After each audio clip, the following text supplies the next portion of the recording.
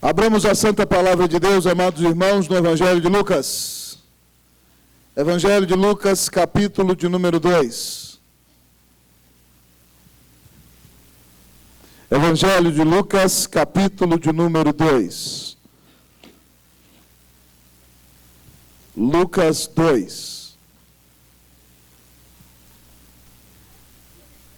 Se você tem Bíblia, compartilhe a leitura com quem está ao seu lado e não a tem.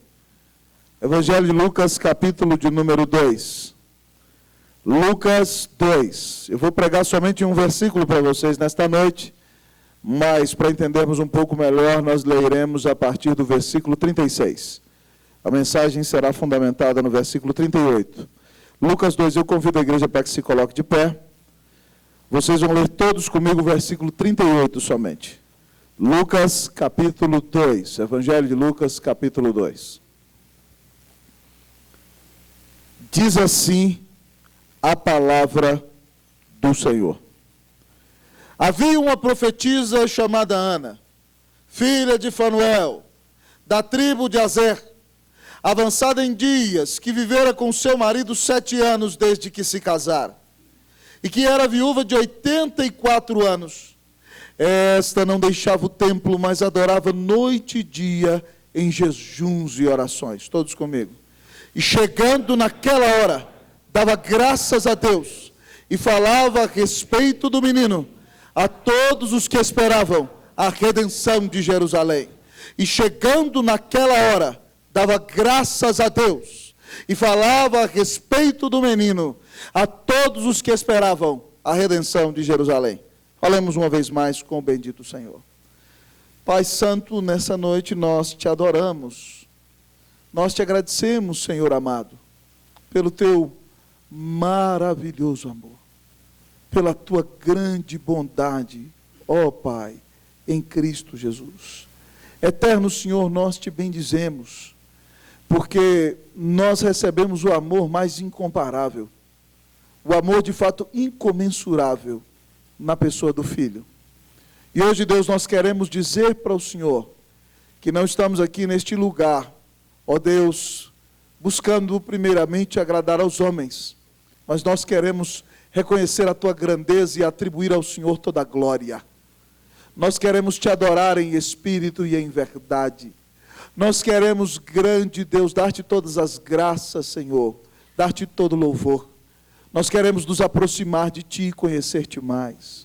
Nós queremos, Deus, ouvir a palavra e conhecer aquele menino, Deus, que veio a este mundo e morreu na cruz para nos salvar. Senhor, dá glória ao teu nome. Obrigado porque nós estamos aqui confiados naquilo que o Senhor pensa a nosso respeito, e o Senhor nos declarou justos em Cristo Jesus.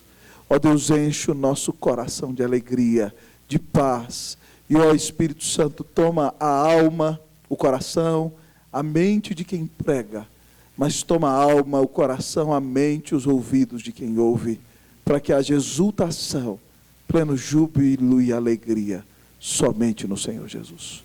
Fala conosco, Deus, restaura vidas nesta noite, Pai. Ó Deus, restaura relacionamentos com o Senhor e traz salvação sobre esta casa.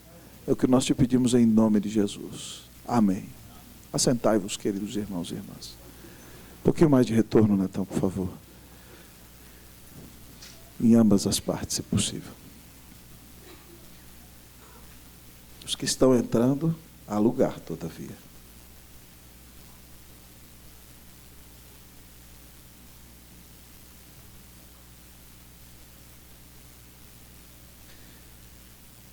Queridos irmãos e irmãs, chegou o tempo do Natal. Tempo de alegria alvissareira. Tempo de possibilidades e grandes bênçãos. É o tempo no qual nós nos reunimos expectantes para celebrar as bênçãos derramadas em família. É o tempo no qual enfeitamos nossos lares com luzes. É o tempo no qual, onde intercambiamos presentes. É um tempo que enche de alegria o nosso coração e onde renovamos todas as nossas expectativas. Queridos amigos e irmãos, tudo respira Natal. Como foi dito até na cantata, o comércio fala do Natal. Você liga a sua televisão e vê propagandas sobre o Natal. Mas é impressionante perceber que mesmo em dias tão preciosos, para muitas pessoas, aquele que é a razão do Natal é a pessoa mais ignorada, nosso Senhor Jesus Cristo. E eu gostaria de lhe dizer, querido, com grande alegria nesta noite, que Natal não é Natal sem Jesus. Não é hoje um novo dia de um novo tempo que começou. Mas hoje é o dia de celebrar ao grande Deus que nos amou de tal maneira que deu o seu Filho unigênito para que todo aquele que nele crê não pereça, mas tenha vida eterna. Natal é Jesus e nós vivemos plenamente o Natal porque cremos naquele que deu sua vida na cruz do Calvário para nos salvar. Neste texto que lemos, queridos amigos e irmãos, nós encontramos aqui os pais de Jesus, no dia em que depois do tempo de purificação necessário, ele é levado ao templo para ser apresentado ao nosso Senhor Deus e Pai, com a oferta específica exigida pela lei. E naquele dia, preste muita atenção aqui, porque Deus está falando com você no sermão. Naquele dia, o Senhor falou ao coração de um homem já velhinho, idade avançada, cujo nome era Simeão. Simeão é um homem de muita comunhão com Deus. A Bíblia diz que é justo e bondoso e cheio do Espírito Santo. E o Espírito Santo falou para ele que ele não vai morrer enquanto ele não vir o Filho de Deus, o Salvador. Então, naquele dia em que José, cumprindo a lei com Maria, leva Jesus para apresentá-lo no templo com o sacrifício respectivo para cumprir a lei de Deus. Naquele dia, Simeão ouve a voz do Espírito que diz ao seu coração: Simeão, vá ao templo. E de repente, então, amados irmãos, ele vai ao templo. E a Bíblia nos conta a história, esteja muito atento aqui, que quando aquele velhinho vê o menino nas mãos de sua mãe, ele subitamente arrebata o menino das mãos dela e diz: ó Pai, agora podes tomar a alma do teu servo, porque cumpriste a tua palavra, os meus olhos veem a tua salvação para todos os gentios, luz para os gentios e glória para Israel. E quando Salomão age daquela maneira, amados irmãos, a Bíblia nos conta a história de que José e Maria estão literalmente perplexos e todos param para olhar aquela situação. E diante de uma cena de uma alegria tão efusiva, está ali uma senhorinha de 84 anos de idade. O nome dela é Ana. A Bíblia diz que ela é profetisa, uma mulher que estava ali anunciando e pregando a palavra de Deus às pessoas que cultuavam no templo. E a Bíblia nos conta que Ana foi casada durante 7 anos. E desde que seu marido morreu, então ela passou a morar no templo. E ela se dedica à oração, à adoração constante a Deus e ao jejum. E então, amigos e irmãos, naquele dia ao ver Simeão dizendo: esse é o Salvador, a Bíblia nos conta a história que Ana se achegou perto do menino, se aproximou dele e começou a louvar e agradecer a Deus, porque o Salvador veio ao mundo.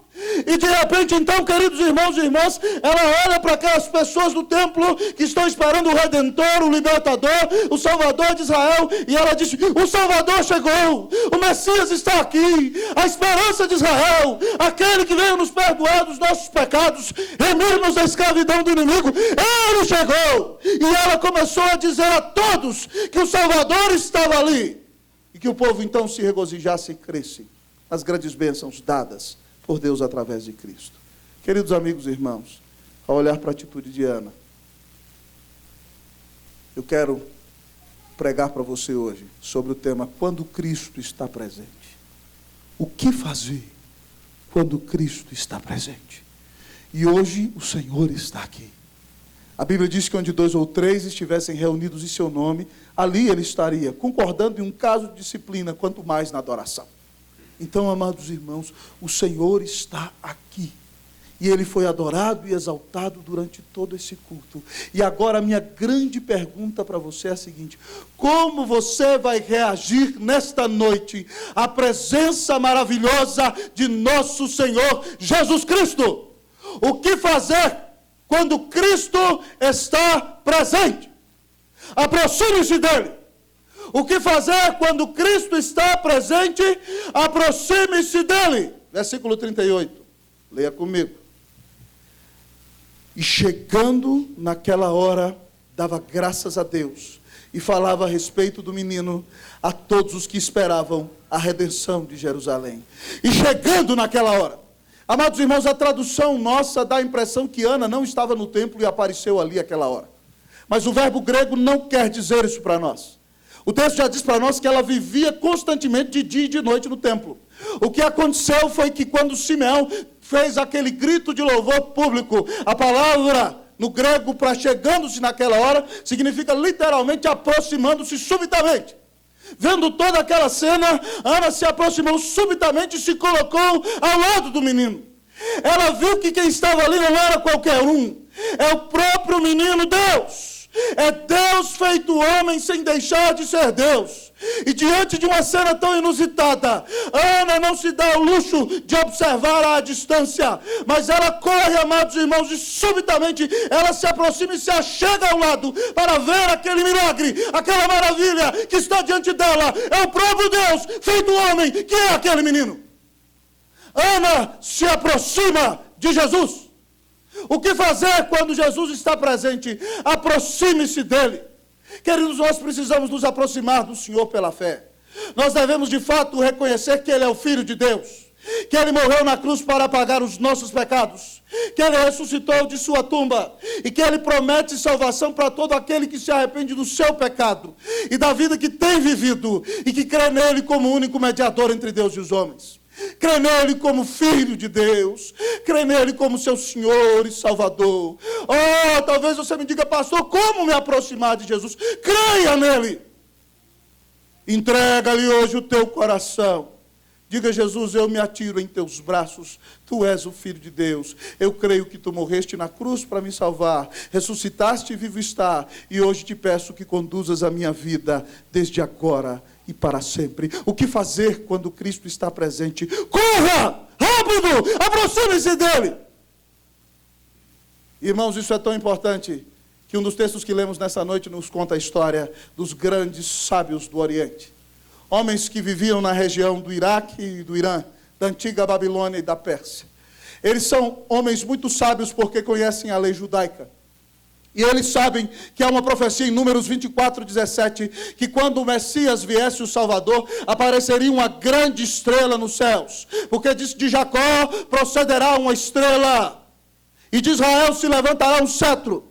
Então, quando Jesus nasce, aqueles homens na Babilônia olham para o céu, porque eles são estudiosos dos astros, estudiosos da Bíblia, e eles veem o sinal se cumprindo, e eles arrumam as suas malas, preparam algumas semanas e viajam para Israel. E durante mais ou menos 1 ano e meio, eles fazem essa peregrinação. Quando chegam a Jerusalém, não vem a estrela, e vem sim um rei Herodes ciumento com um grande estratagema, querendo matar a Jesus. Mas aí eles perguntam: onde vai nascer o Messias? E os sacerdotes conhecem a Bíblia, e Miqueias, no capítulo 5, versículo 2, disse que ele nasceria em Belém. Então, meus queridos amigos e irmãos, eles saem de Jerusalém e se dirigem a Belém. E diz a Bíblia que quando eles vão se aproximando, a estrela aparece novamente nos céus. E o texto nos conta que eles se alegraram com grande e intenso júbilo. E foram então onde a estrela parou, e lá estava o menino. Jesus já deve ter mais ou menos entre 1 ano e meio, 2. Mas eles se ajoelham diante do Filho de Deus e lhe oferecem ouro, incenso e mirra, mostrando que Jesus é o rei, o sacerdote que vai sofrer uma morte amarga na cruz do Calvário. Amados amigos e irmãos, homens viajaram de longe para se aproximar de Jesus. E você, que hoje o tem tão perto, basta só crer nele, dizer: Senhor, me arrependo da vida que tenho vivido, vem orar no meu coração. Será que você vai se aproximar de Jesus? Ou lembre-se comigo dos pastores acerca dos quais foi cantado hoje. Lá estão eles guardando seus rebanhos nos campos, amados amigos e irmãos, na noite escura e silenciosa do frio deserto da Palestina. E de repente aparece um grande anjo e eles ficam assustados. E o anjo lhes diz: não temais, eis que vos trago boa nova de grande alegria. É que hoje vos nasceu na cidade de Davi o Salvador, que é Cristo o Senhor. Procurai e vede, ele está envolto em fraldas, em panos. E de repente, irmãos, quando o anjo para de falar, aparece uma multidão, miríades, milhares de anjos cantando nos céus: glória a Deus das alturas, paz da terra entre os homens a quem ele quer bem. E de repente, bum, os anjos desapareceram. E aqueles homens então fazem o seguinte: vamos a Belém para ver essa maravilha. E eles procuram José e Maria e acham o Senhor. E contam para José e Maria o que ouviram. E ela começa a guardar no coração o que ela já sabia: o seu filho é o Filho de Deus. Aproxime-se dele. Ouça Jesus dizer para você, tal como os pastores foram se aproximar dele. Escute, ele diz: vinde a mim todos os que estáis cansados e sobrecarregados, e eu vos aliviarei. Hoje Jesus quer tirar o peso dos seus ombros. Hoje Jesus quer tirar a acusação da sua alma. Hoje Jesus quer dar vitória a você, a todas as acusações com as quais o diabo tem tentado te destruir, dizendo que você não vale nada, não presta, que você é a escória vil do mundo. E apesar de sermos tão pecadores, Jesus veio nos dizer que Deus nos ama, que Deus quer nos resgatar, que Deus colocou o seu coração em nós, que deu o que tinha de mais precioso em nosso lugar, que Jesus é o Filho de Deus, que veio para nos salvar, para nos reconciliar, para nos dar um novo relacionamento, uma nova vida com Deus. Aproxime-se dele. Como está o seu relacionamento com Jesus? Eu quero lhe perguntar, talvez você veio aqui hoje: pastor, eu nem estava pensando nisso, mas hoje Jesus está dizendo: eu quero jantar com você. Eu quero que você tenha um relacionamento vivo e pessoal comigo. Mas você que é frequentador de igreja, e está nessa igreja há muitos anos, como está o seu relacionamento com Jesus? Você o ama? Você declarou o seu amor para ele hoje? Você não vê a hora expectante de parar tudo o que está fazendo para sentar-se e confessar o seu amor, cantar para ele, dizer as mais lindas e belas poesias para o amado da sua alma? Você fica expectante para sentar e ler a sua Bíblia e ouvir o que Deus tem a falar ao seu coração? Se isso não tem acontecido, você precisa se aproximar de Jesus. Aproxime-se dele hoje.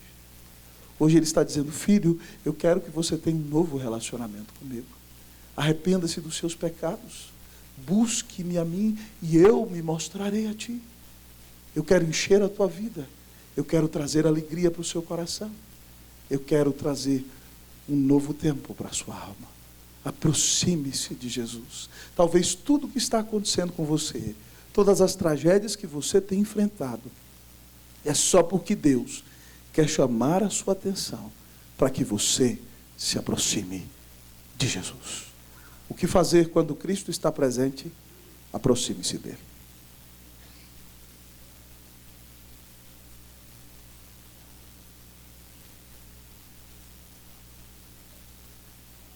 Mas como atuar, irmãos? Como reagir? O que mais devemos fazer? O que fazer diante de Jesus? Agradeça a Deus. O que fazer diante de Jesus? Agradeça a Deus. Versículo 38. Mais uma vez leia o versículo inteiro, para que ele entre com tudo na sua cabeça. 1, 2, 3, vamos lá. E...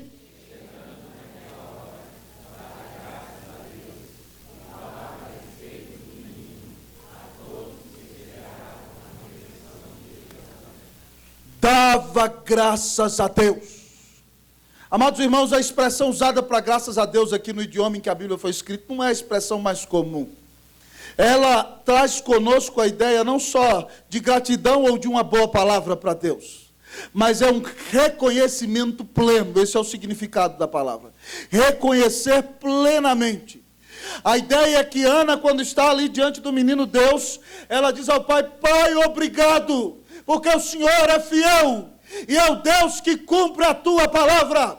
Louvado seja o nome do Senhor. Há em Ana um reconhecimento pleno da fidelidade de Deus. Há em Ana uma alegria imensa, porque ali está o Filho de Deus. Ela tem, amados irmãos, uma alegria plena. Ela tem um júbilo intenso. Ela tem uma alegria alvissareira. Ela vive, amados irmãos, uma alegria eufórica. E naquele momento de tanta alegria, ela dá graças, ela louva, ela agradece, ela adora a Deus, por causa do seu maravilhoso amor, e por causa da grande salvação que Ele nos dá, na pessoa de Cristo Jesus.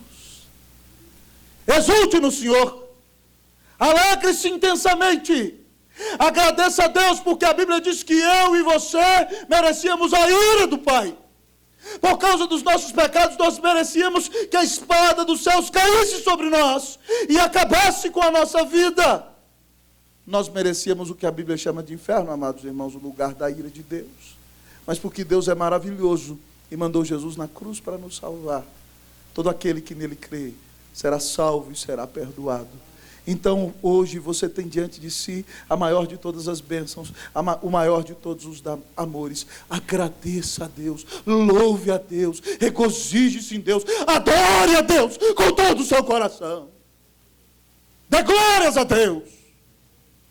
Louve ao Senhor, porque quando Cristo está presente, nós temos que agradecer efusivamente ao nosso Senhor, grande e maravilhoso. Irmãos, é por isso que o apóstolo Paulo, falando de gratidão e alegria efusiva, ensina para mim e para você que crente não precisa viver em depressão, crente não precisa viver, eu sou um patinho feio, Luciano olhou feio para mim no culto hoje,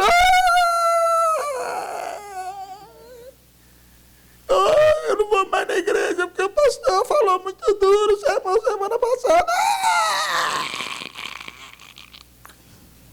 Pare com isso. A Bíblia diz: alegrai-vos sempre no Senhor. Outra vez digo-vos, alegrai-vos.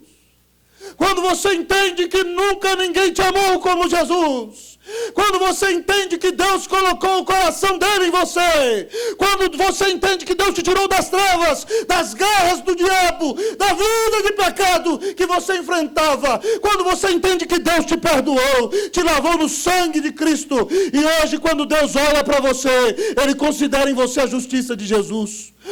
Hoje, independente de qualquer desempenho e atitude sua, a palavra de Deus para você é a seguinte: você é o meu filhinho amado, no qual eu tenho todo o meu prazer. Porque Deus olha para você com a justiça de Jesus. Quando você, amado irmão, que merece tudo o que Deus tinha de dar de castigo, recebe uma salvação tão grande, não é possível que você vá viver uma vida inerte, uma vida fria, uma vida apática, uma vida morna. Não é possível que você vai chegar à igreja, ouvir lindos cânticos, ou cantar na igreja como coisa de somenos, se preocupando só da roupa do pastor, ou do tom errado que o menino deu no instrumento. Você está olhando para Cristo, e a sua alegria é plena naquele que deu a vida na cruz por você. Irmãos, nós temos, se nós entendemos mesmo essa grande salvação, nós viveríamos sorrindo, louvando e agradecendo a cada instante, porque quando eu olho para a minha vida todos os dias, o fato de que Deus me ame é surpreendente, o fato de que Deus me aceite, me perdoe e não mude o coração dele para comigo é maravilhoso. Minha identidade não depende daquilo que faço, mas daquilo que Cristo fez na cruz do Calvário por mim. Louvado seja o Senhor! Irmãos, isso é tão maravilhoso que a Bíblia tem um livro inteiro de 150 cânticos para dar graças a Deus. E o 100º deles diz assim: celebrai com júbilo ao Senhor todas as terras, servi ao Senhor com alegria, apresentai-vos diante dele com cântico. Sabei que o Senhor é Deus, foi Ele quem nos fez e dele somos. Nós somos o seu povo e rebanho dos seus pastoreios. Então, pois, entrai por suas portas com ações de graças e nos seus átrios com hinos de louvor. Rendei-lhe graças e bendizei-lhe o nome, porque o Senhor é bom, e o resto para sempre a sua misericórdia. Dê graças a Deus. Louve a Deus. Se você, de fato, se jubila no Evangelho, vai fazer o que a equipe fez aqui. Te adorarei de todo o coração. Aleluia, aleluia, te adorarei por tudo que és. Deus é maravilhoso. Deu Jesus por você. Oh, meu irmão, esqueça os seus problemas, esqueça as tempestades, esqueça as angústias e ouça Deus dizendo: eu amo você, dei meu filho por você, eu sou a maior bênção que você podia receber. Alegre-se em mim, viva para a minha glória, viva para agradecer. O que fazer quando Cristo está presente? Agradeça a Deus.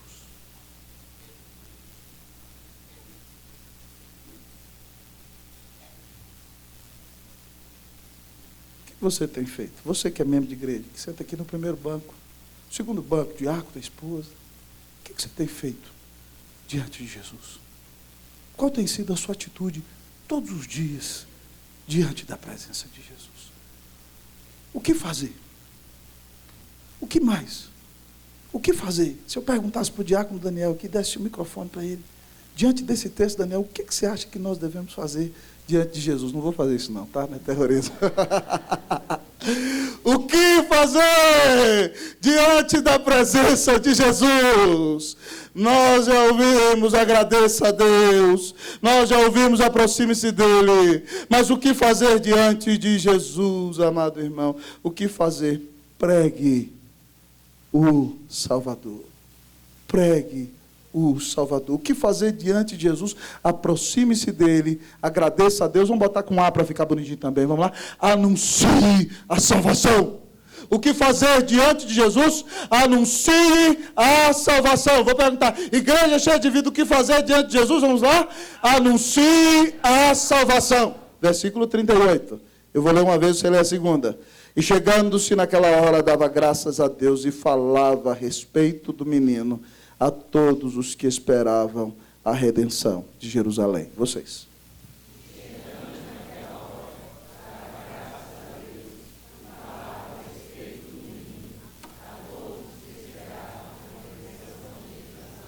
A todos os que esperavam a redenção de Jerusalém.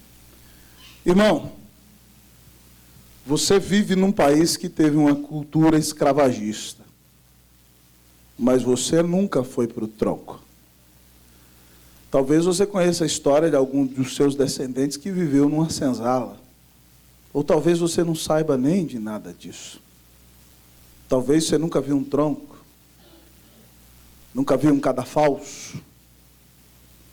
Nunca viu um açoite.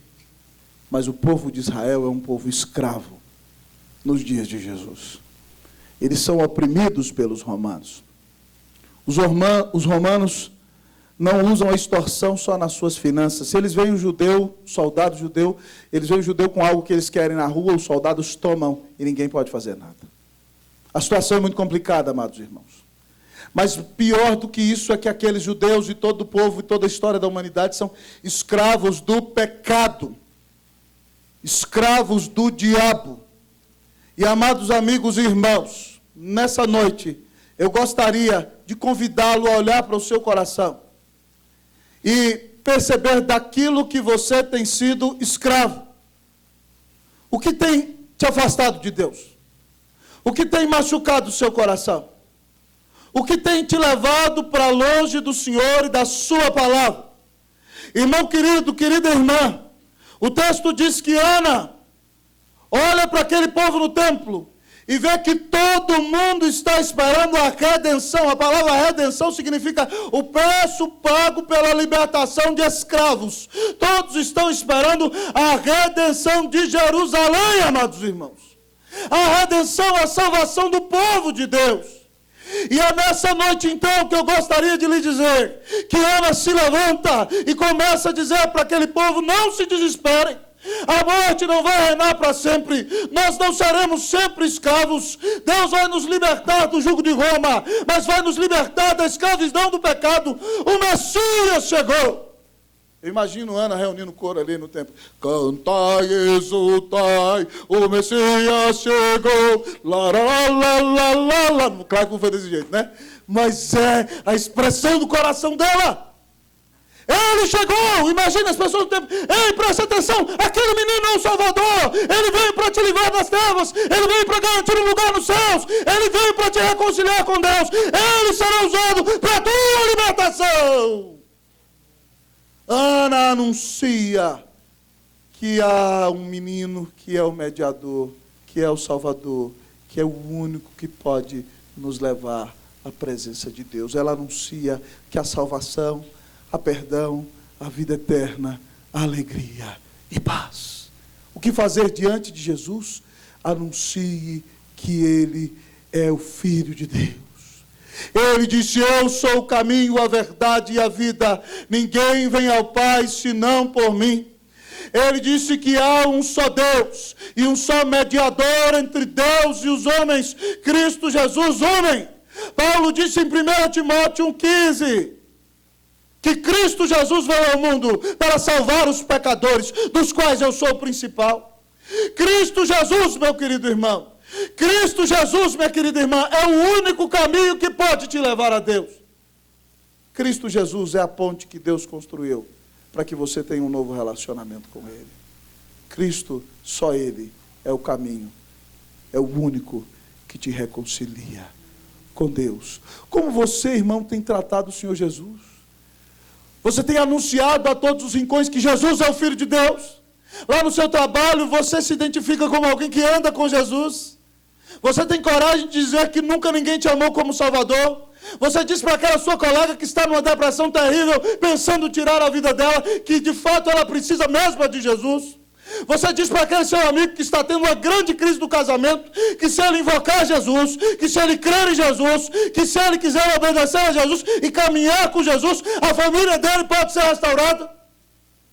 Você tem falado de Jesus? Irmão, certa vez os discípulos Pedro e João, depois de curarem um coxo no templo, estão presos em Jerusalém. E os sacerdotes mandam que eles sejam perseguidos e humilhados, e lhes proíbe de pregar a palavra de Deus. E Pedro, aquele homem que poucos meses antes tinha negado a Jesus, diz assim, julgai se é justo obedecer a Deus ou aos homens. Nós não podemos deixar de falar daquilo que temos visto e que temos ouvido. Pedro diz, eu não vou parar de pregar. Há uma santa compulsão. Há algo que impulsiona, que move, que empurra, que leva Pedro à frente. E é o poder do Espírito Santo que não o deixa calar. Ele foi perdoado, ele foi salvo, ele foi transformado. Aquele homem medroso agora é corajoso. Deus inundou a sua vida. Ele tem a salvação. Ele não vai deixar de falar daquilo que viu e ouviu. Se você, meu irmão, entende que era pecador e foi lavado pelo sangue do Senhor e a sua vida foi transformada, você não pode deixar de falar daquilo que viu e ouviu, daquilo que aconteceu com você. Mas aí, meus irmãos, conversando com vocês, há algo que me preocupa muito, até na conversa do povo de Deus. Sabe por quê? Porque às vezes, quando a gente sai da igreja e se reúne numa mesa, nós conversamos sobre como foi lindo o coral. E foi mesmo. Não tem nada de errado falar sobre isso. Mas nós conversamos sobre o sermão. O pastor gritou demais. Não precisava daquilo tudo. Não é verdade?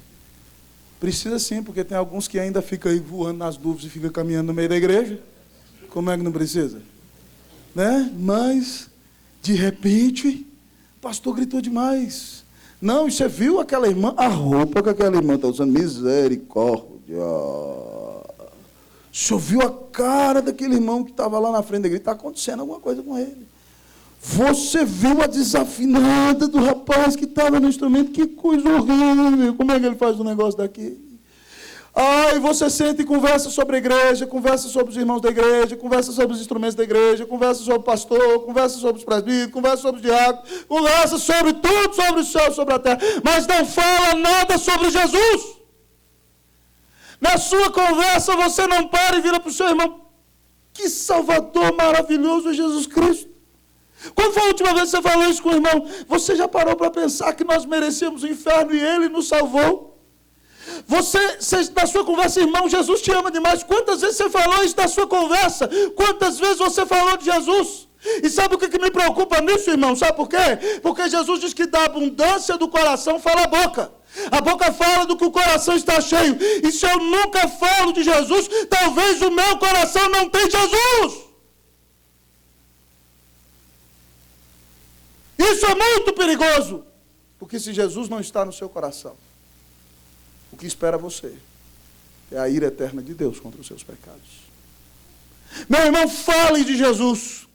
A partir de hoje, saia dessa igreja para falar de Jesus. Fale do seu nascimento. Natal é a celebração do seu nascimento.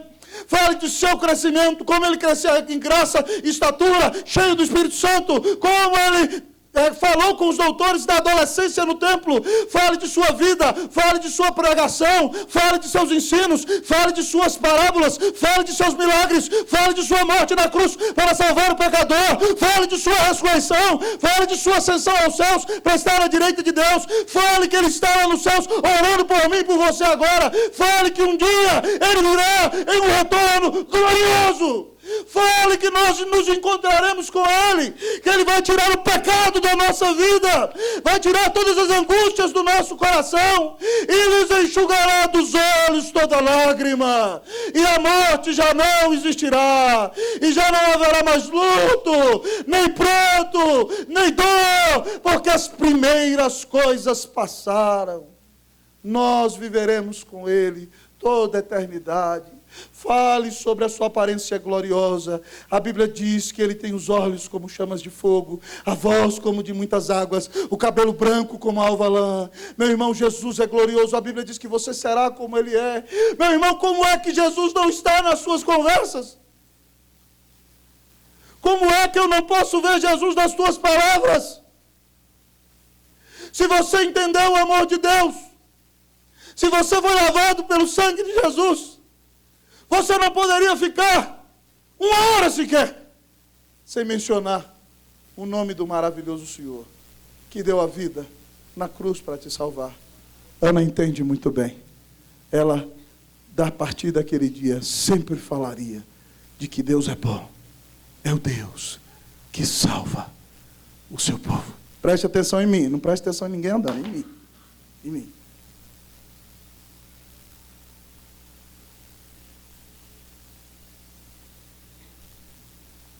Como você tem reagido diante de Jesus?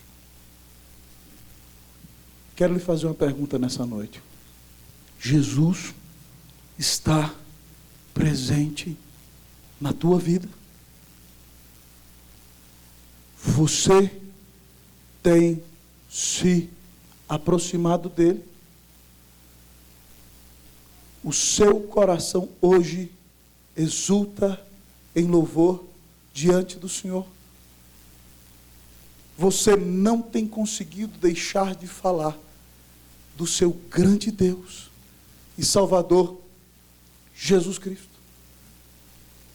Ana se aproximou. Ana agradeceu. Ana anunciou. E você, o que fará diante de Jesus?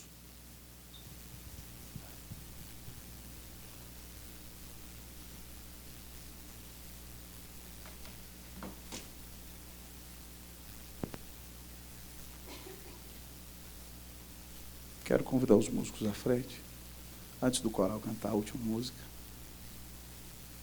Se você ouviu essa mensagem e entende que precisa se aproximar mais de Jesus e ter um relacionamento vivo e pessoal com Ele, não só ser um mero frequentador de igreja, filho de pastor, presbítero, diácono ou qualquer outra coisa. Se você precisa de Jesus, se a sua vida tem sido uma vida de reclamação, murmuração e ingratidão, e você precisa ser mais agradecido. Se você tem olhado só para o seu umbigo e pensado que você é o centro do mundo e não é, e agora quer dedicar a sua vida a proclamar esse Jesus maravilhoso, eu quero orar com você nessa noite. Eu quero orar. Se você diz, pastor, eu preciso me aproximar de Jesus, eu preciso viver mais grato no meu Senhor Jesus, adorando, eu quero entregar a minha vida para anunciar a grande salvação que Jesus nos tem dado. Eu quero convidar a igreja a ficar de pé. Se Deus falou com você nessa mensagem, eu quero orar com você. Sai do seu lugar nessa hora e vem à frente em nome